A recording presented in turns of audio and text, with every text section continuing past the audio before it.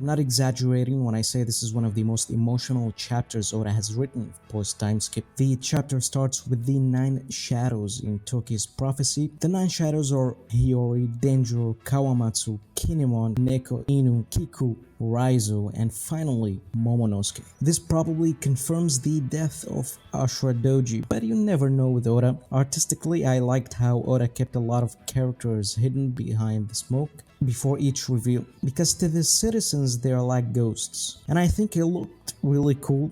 We get Yamato's first proper interaction with the crew. This chapter heavily implies her joining, but the most interesting part is gonna be Luffy's reaction and decision. Knowing Luffy, he'll probably reply with something like, "I don't want Oden in my crew," and that's the moment where Oda could truly elevate Yamato's character to the point of being worthy of joining, depending on her decision. Just like some people, I like Yamato, but I'm not the biggest fan of her character yet.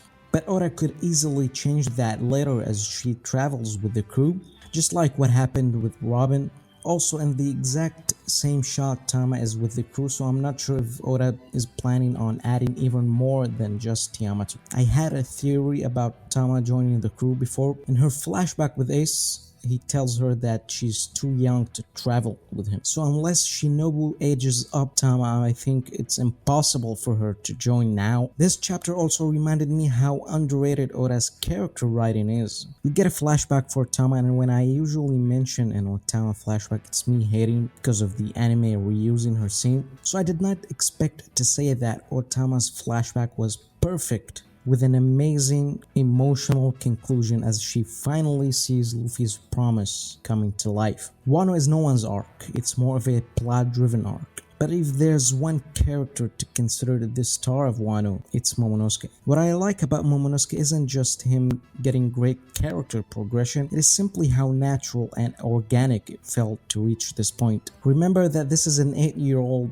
kid who lived in terror, so much burden on his shoulders at this young age, but somehow Oda still managed to flawlessly execute his character arc through several stages, character conflict, and defining moments. And we get that glorious spread of adult Momo having one of the coldest designs in One Piece. He looks more of a Chad than even Oden.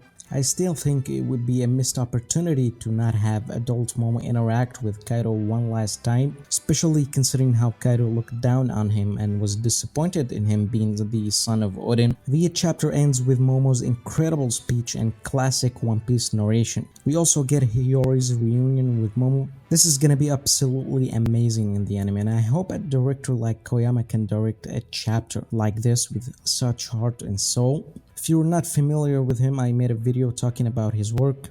I'll link it below.